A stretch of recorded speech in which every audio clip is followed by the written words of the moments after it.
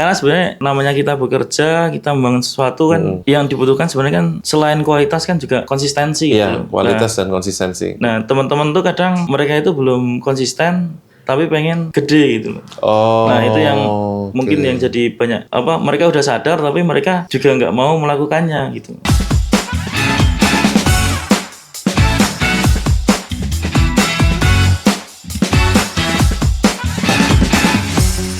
Oke, nah menarik. Ini tadi kan ngomongin soal cara-cara main dribble OWW selama ini. Nah, emang selama ini gimana dong, Kak? Maksudnya mungkin kan banyak yang juga belum paham cara main dribble yang benar gimana. Kadang ada cuman ngupload doang atau istilahnya berharap kemudian tinggal tunggu bola aja nanti ada yang datang atau enggak. Nah, itu gimana sih secara sistematisnya gitu kalau yang udah dijalankan gitu loh.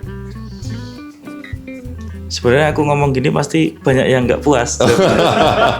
Ya, karena sebenarnya namanya kita bekerja, kita membangun sesuatu kan, yang dibutuhkan sebenarnya kan selain kualitas kan juga konsistensi gitu. Iya, kualitas dan konsistensi. Nah, teman-teman tuh kadang mereka itu belum konsisten tapi pengen gede gitu loh. Oh. Nah, itu yang mungkin yang jadi banyak mereka udah sadar tapi mereka juga nggak mau melakukannya gitu.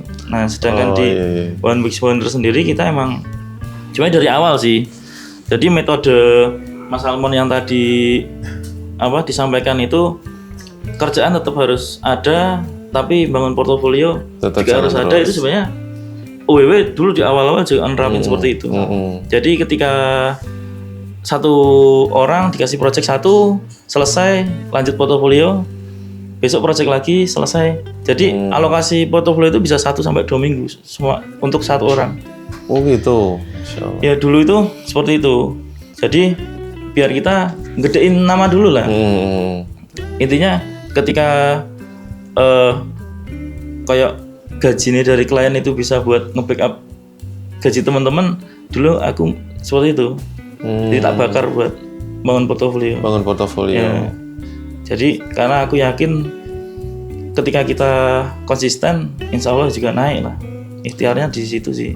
Itu ada ini ya nggak Mas? Berapa hari sekali aturannya gitu untuk schedulingnya? Kalau dulu malah hampir tiap hari. Hampir tiap hari? Iya, hampir tiap hari. Mas Almond nih seminggu paling nggak jatah sekali lah. Masya Allah. Ya, seminggu sekali. Besok minggu depan sekali lagi.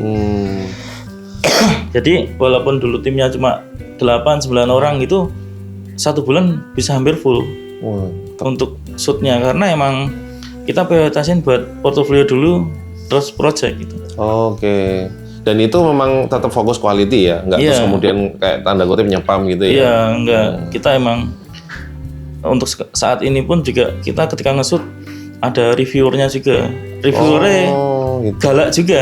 Oh gitu? Iya, jadi ketika nggak lolos, antara mereka mau bikin ulang, kalau nggak simpen sendiri. Itu siapa yang nge-review? Ada Mas. Ada? Belum jadi ada tuh orang yang di-hire khusus untuk nge-review? Ya dia karena udah lama join kan, jadi tesnya udah paham. Jadi kayak kreatif directornya gitu ya?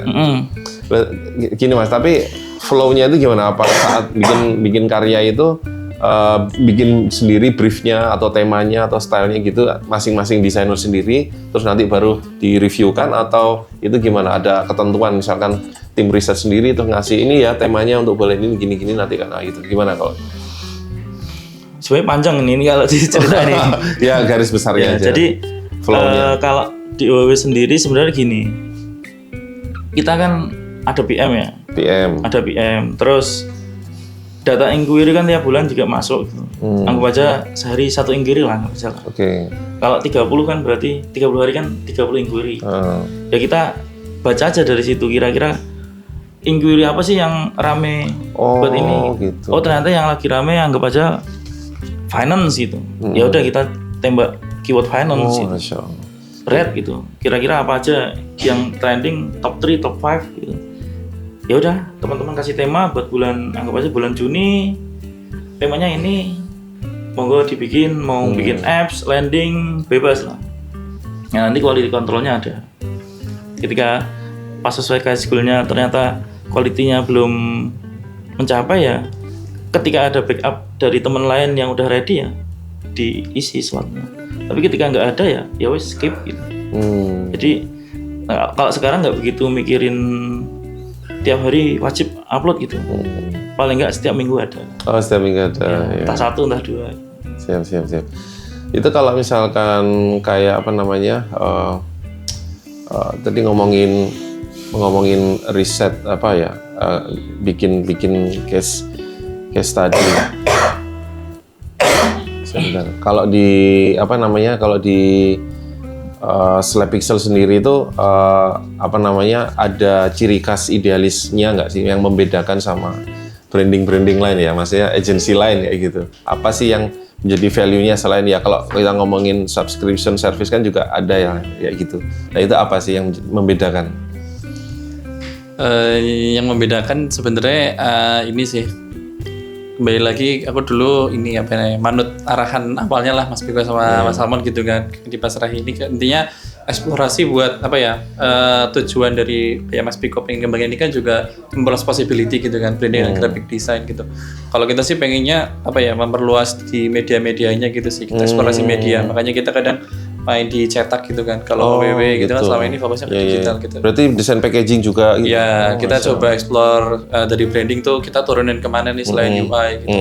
Nah, kita buat ngasih tahu juga ke klien yang mau subscribe kita tuh kalau kita tuh bisa banyak possibility dari branding gitu. Kita nggak cuma berhenti di logo, tapi kita mungkin kita bisa eksplorasi grafik, kita bisa turunin lagi ke motion, ke 3D, ke ilustrasi, terus ke print kira-kira kalau jadi buku gimana gitu. Kadang kita bikin kayak gitu-gitu sih. Dan selain itu juga selain korporat kita juga mungkin coba branding produk, kita coba branding mungkin game kalau misal dibikin logo kayak gimana. Jadi mungkin bukan idealisme ya, tapi lebih ke semangat buat eksplorasi gitu. Semangat buat eksplorasi. Gitu, jadi ngulik terus ya. Iya. Ya, karena kan kalau kita ngomongin logo branding itu kan pasarnya juga cukup udah rame banget lah ya kayak gitu ya, apalagi logo, kita ngomongin logo kayak gitu. Itu memang caranya seperti itu, ngulik secara detail supaya dia tuh bisa ibaratnya muncul ke permukaan ya gitu. Kan kalau ngomongin Slapixel kan ya maksudnya kalau secara apa ya, kayak di OWW sendiri kan udah gede ya, maksudnya followers dan lain sebagainya. Dan Slapixel sendiri untuk bisa memunculkan akunnya sendiri gimana? Ada trik-trik sendiri nggak untuk dapat exposure-nya? Apakah sempat juga gimana collab-nya atau dan lain sebagainya gitu? Sebenarnya ya sama kayak Mas Piko gitu, konsistensi itu ya. Konsistensi sambil kita mencari cara kita sendiri ya, tetap kita apa ya, trial and error lah. Terus juga kita kayak kemarin sharing juga sama Mas Febri gitu kan, gimana optimasi kayak dari sosial media kita cari traffic terus di-convert ke platform portfolio gitu. Makanya kita juga mulai aktif di Instagram, bikin konten juga gitu. Terus gitu ya. Dari case tadi juga outputnya jadi apa? Apakah jadi freebies atau jadi apa yang bisa dinikmati audiens? Jadi audiens mau datang ke kita kalau kita ngasih value ke mereka, terus kita juga dapat traffic ke portfolio kita dan orang-orang juga lebih banyak lihat portfolio kita gitu. Kayak gitu sih. Jadi kita juga selalu ngembangin sih kayak strategi-strategi apa nih yang oke gitu buat ningkatin visibilitas sama dapetin impression di platform portfolio kita. Berarti ini full service ya. Kalau produknya berarti nggak ikut juga di marketplace jualan digital asset dan lain sebagainya. Kalau di Visual Tabs itu. Ya, jadi yang main market nanti Visual Tabs sih. Gitu, siap. Jadi fokusnya ilustrasi sama mockup. Ya, soalnya kan kalau kita ngomongin portofolio yang dibikin produk-produk ya, maksudnya hasil karya yang dihasilkan untuk bikin study case dan lain sebagainya, itu kan sebenarnya itu sendiri udah bisa dijual sebagai digital item juga kan gitu, apa nggak eman-eman gitu kan ibaratnya gitu loh. Itu nanti yang akan dijual di Visual Tab juga atau gimana? Bukan, jadi kita sih ketika bedanya gini sih Om. Untuk portofolio sendiri itu kita pengennya eksklusif itu. Jadi ketika kita mau jadikan portofolio ya udah kita jadikan portofolio gitu. Nggak akan dijumpai di mana lagi. Iya, jadi ketika mereka pengen mempunyai itu ya mau nggak mau mereka servis ke kita gitu. Jadi ketika klien baru dapat hal yang baru, kan setiap klien kan punya idealis sendiri, punya goal sendiri, punya macam-macamnya sendiri lah. Nah kita pengen berusaha membantu buat mewujudkan itulah angan-angannya mereka. Oh iya. Kayak gitu. Menarik nih insight-nya ya. Jadi emang sengaja itu eksklusif buat portofolio. Ya karena ketika kita lempar di market terus di dribble kita ada, lo kok sama gitu. Kita kalau aku pribadi mikirnya, aku daripada nanda kene-kene tak download aja, tak beli aja ya. Gitu. Jadi malah aku pribadi mikirnya kok malah jadi memperkaya yang punya platformnya mereka. Iya benar. Oke. Sebenarnya kan kalau untuk traffic kan kita bisa cari di Pinterest, bisa di sosmed. Juga lumayan kenceng juga. Trafficnya itu ya di Pinterest, sosmed kayak gitu itu ya. Tinggal nanti cara mainnya seperti apa ya untuk bikin kontennya ya. Menarik. Nah sekarang kalau untuk ini tim yang di handle ya, maksudnya diterima, direkrut, itu ada persyaratannya nggak sih? Maksudnya untuk basic minimum requirement seperti apa? Atau mungkin mending didik atau yang mungkin udah siap jadi atau gimana? Soalnya kan tak lihat ada juga tuh yang masih ada sesi presentasi ya, masing-masing itu bikin present atau gimana supaya akhirnya kualitinya bisa sama lah ya itu gimana untuk prosesnya selama ini? Kalau itu tergantung kebutuhan Om. Jadi kita butuhnya urgent apa enggak. Ketika kita butuh urgent, biasanya kita cari yang udah bisa kerja gitu, yang punya pengalaman yang proper lah. Jadi ketika kita mau nunjukin ke klien juga nggak malu-maluin lah. Adaptasi ke teman-teman itu workflow-nya lebih cepat gitu. Beda sama yang belum punya pengalaman atau mungkin kita nyebutnya anak magang atau internship gitu. Kalau internship itu emang kita kayak investasi lah. Iya. Investasi jangka panjang gitu. Entah mereka di sini cuma sebentar atau enggak kan, itu tergantung dari masing-masing. Tapi alhamdulillah sih yang join ke UWW sama Slapixel itu lumayan lama. Oh gitu. Iya, jarang yang 1 tahun terus resign gitu. Ya. Paling cepat berapa lama? Paling cepat dia apply terus habis itu resign? Ada yang 2 bulan ada. 2 bulan ada. Yang lagi trial ada. Itu yang trial kan. Tapi saya yang udah lama gitu, 3 tahun gitu paling atau gitu atau gimana? Rata-rata 2-3 tahun. 2-3 tahun. Iya. Jadi ya. Ya karena benefit yang didapat dari tim dribble UWW itu juga iya sih. Gede gitu loh. Oh iya.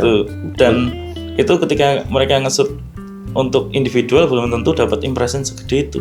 Oh gitu ya. Iya. Jadi yang efeknya lumayan tinggi lah. Mungkin risetnya dari situ coba buka dulu kira-kira profil-profil orang-orang yang impresinya banyak gitu. Kira-kira dari mana aja, terus sekarang yang dimunculin apa aja gitu. Itu yang bisa jadi peluang sih. Oh iya. Kalau dribble shot yang popular shot itu masih relevan nggak sih itu dijadikan acuan untuk kita bikin karya? Oh ini lagi rame ini terus kita coba bikin kayak gitu. Masih perlu kayak gitu nggak sih atau gimana? Atau malah harusnya jangan mainstream gitu? Malah sekarang itu yang diangkat di Popular Dribble itu bukan perihal timnya besar atau gimana karyanya bagus gitu loh, tapi seniman sekarang yang diangkat itu. Malah gitu? Iya, karena ketika buka dribble.com bagian populer itu isinya full seniman yang punya ciri khas masing-masing. Jadi ketika di tim itu nggak ada yang bisa ngangkat, jebol. Berarti jumlah likes dan komen udah nggak terlalu relevan sekarang ya? Nggak ngaruh. Udah nggak ngaruh? Nggak ngaruh, itu ngefeknya nanti di pencarian aja. Nah kita mainnya mau ke arah mana? Mau ke arah populer, mau ke arah pencarian, atau mau ke arah yang lain-lainnya gitu. Itu perlu spesifik juga. Spesifik. Ya. Kira-kira kita mampunya mau main di mana? Siap. Tapi tetap traffic paling kenceng sampai saat ini masih pakai dribble ya atau gimana?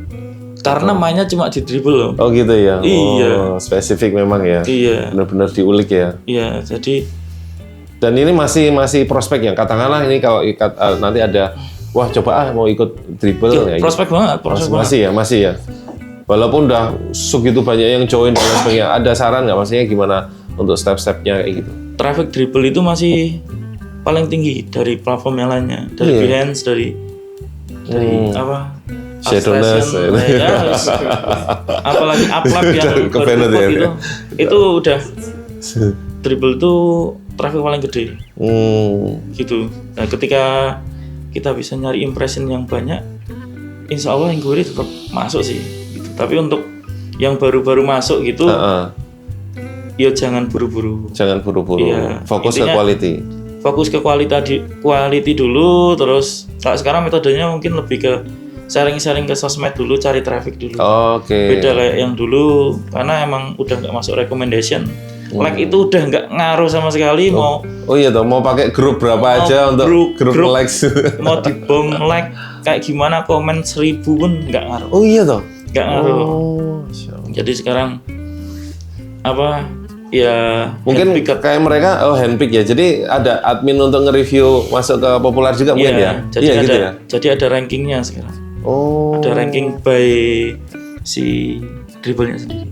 Jadi ibaratnya udah nggak bisa dihack ya. Iya. Gitu ya. Akhirnya pun jadi makin sehat ya istilah ekosistemnya ya. Karena memang berdasarkan keunikan dari karya itu ya. Belum tentu juga, karena yang di handpick cuma itu aja. Oh iya tuh, waduh. Ya, jenengan kalau orang dalam berarti. Jenengan kalau mau tanya yang growth-nya hari ini, inquiry-nya banyak, tak kasih bocoran. Oh gimana tuh? Coba tanya Mas Kilen. Oh iya tuh. Nah, coba tanya, inquiry-nya ngabruk nggak sekarang? Ya coba, misal ada waktu ngobrol sama beliau. Oh gitu. Aku rasa dia yang paling banyak sekarang. Masya Allah, karena spesifik banget ya dari stylenya. Dan itu gitu. Tiap hari masuk di populer, nggak mungkin nggak dapat inquiry satu. Masya Allah, iya. Ngeri. Masya Allah. Siap. Terus apalagi Mas, kira-kira ada tips atau strategi yang sekiranya mungkin bisa di-sharekan lah ya kayak gitu.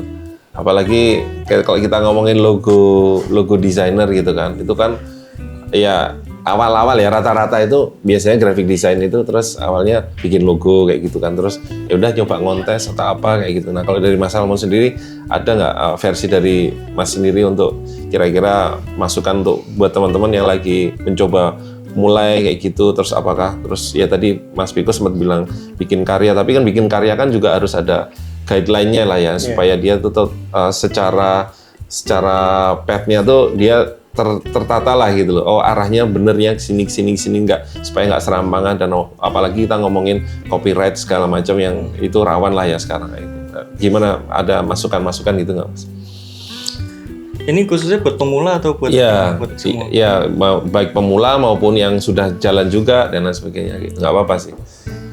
Oke, kalau menurutku sih kita bisa ngikutin platform juga bisa. Jadi sebenarnya ada banyak sih caranya ya.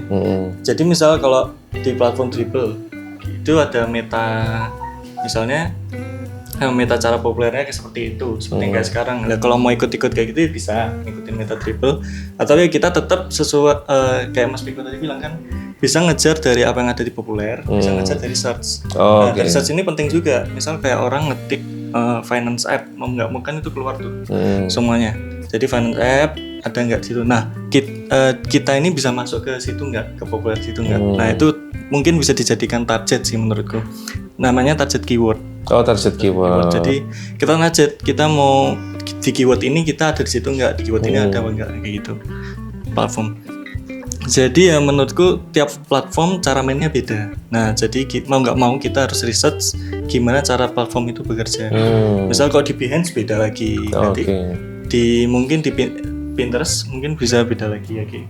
Dan itu nguliknya juga nggak cukup cuman diomongin gitu ya, karena kompleks ya ibaratnya. Itu sangat kompleks sekali. Jadi memang butuh waktu buat menganalisa ya. Kalau dari logo sendiri, dari logo itu yang dijalankan sama Slypixel sendiri, biasanya apa sih yang formula yang ternyata efektif terus kemudian mendatangkan klien misalkan kayak gitu? Apakah study case-nya tuh storytelling-nya harus gimana dan lain sebagainya? Apakah harus dari sketsa dulu dibikin coret-coretan dan lain sebagainya? Apakah terus kemudian dikasih filosofi dan lain sebagainya? Gimana? Kalau dari tim Slypixel sendiri yang dijalankan itu, yaitu yang pertama inti kita ngerjain branding full kita logo dulu, terus baru kita mengembangkan berbagai turunannya. Oh, jadi misal dari logo ini itu nanti bisa turun kemana aja.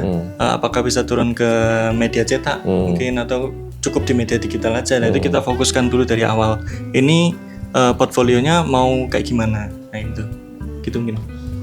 Itu berarti perusahaannya dibikin sendiri namanya, terus case study-nya itu benar-benar di create sendiri ya gitu, ataukah kayak istilahnya tuh fake project kayak gitu, atau gimana? Beberapa ada yang fake project, beberapa juga memang ada yang kayak nama company beneran, bisnisnya beneran, dan kita benar-benar kita Ulik gitu ya? kita ulik untuk kita kembangin, istilahnya kayak brand improvement gitu loh. Oh gitu. Nyantol nggak nyantol bodo amat sih, tapi yang penting ya intinya itu kan adalah salah satu case real company ya. Kita bisa analisa walaupun semuanya. Itu eksplorasi ya? Walaupun itu eksplorasi, tapi kita bisa ngambil. Keren. Ya contohnya kayak ngambil dari Apple terus kita redesign, itu kan bisa-bisa aja. Boleh-boleh aja. Boleh-boleh aja ya? Boleh-boleh aja, kita desain logonya, kita redesign turun-turunannya, grafiknya, super grafiknya, semuanya turunan bisa. Oh siap. Gitu. Mantap. Oke, mungkin itu dulu ya. Udah berapa lama nih? Masya Allah. Sejam 2 jam. Siap, alhamdulillah banget. Udah dapat daging-daging ya dari Mas Viko, Mas Salmo, Mas Panca. Masya Allah, ini cukup banyak insight-insight yang menarik buat teman-teman yang istilahnya mungkin lagi mau mencoba memfokuskan di dribble mungkin, atau mungkin yang istilahnya udah mentok juga di dribble kok nggak tembus-tembus, atau mungkin yang lagi mau coba apapun itulah ya, yang sekiranya kita mau cari market di luar itu cara mainnya seperti apa, dan juga cara mengembangkan studio. Apalagi ini kan tadi kasusnya menarik ya, dari One Week Wonders kemudian mempunyai anak perusahaan, yang anak perusahaannya itu dari Slide Pixel sendiri, yang kemudian dari situ diputar lagi bikin anak perusahaannya, jadi beranak pinak. Memang yang dari dulu saya salut dari Mas Viko tuh ini loh, kayak nggak terlalu mikirin keuntungan pribadi, tapi gimana caranya terus berkembang terus ya Mas. Jadi manfaatnya tuh makin luas gitu loh ya. Kayak planting juga dilepas tuh, wah itu kaget banget dulu kan. Wah, planting kan dulu bisa ibaratnya dikembangkan dari bayi, dari gede, terus akhirnya bisa sebesar sekarang kayak gitu tuh, itu Masya Allah. Jadi memang saat kita berkarya itu kan memang karya nggak hanya sekedar desain ya, tapi memang karya manfaat itu tadi kan, studio desain segala macam itu kan akhirnya bisa bermanfaat bagi banyak orang kayak gini. Dari tadi lalu lalang orang datang terus ini timnya tuh Masya Allah nggak habis-habis kayaknya. Kayaknya kalau dikumpulin tuh wah ramai banget. Pernah ya outing bareng itu? Dikumpulin berapa totalnya tuh? Pernah itu berapa orang Mas? Pas ke Bali ya? Ke Bali? 50 ya. Ya yang ikut hampir 50. Hampir 50. Ya sekitar hampir 50-an. Masya Allah. Nah itu kan bayangin dari 50 orang tersebut bisa jadi keran rezeki ya Mas ya. Jadi untuk mengalirkan itu manfaat-manfaat mereka, sehingga mereka sendiri juga yang awalnya mungkin nggak ngerti cara mainnya seperti apa, terus begitu join di sini terus ngerti dan lain sebagainya, akhirnya terus bisa berkembang kayak gitu. Jadi walaupun ya namanya studio owner ataupun juga sebagai pekerja ya, itu satu sama lain saling membutuhkan. Jadi bukan perkara siapa yang lebih baik, siapa yang lebih ini ya, tapi intinya satu sama lain saling membutuhkan sehingga bisa terjadi mutual benefit yang seperti ini kayak gitu.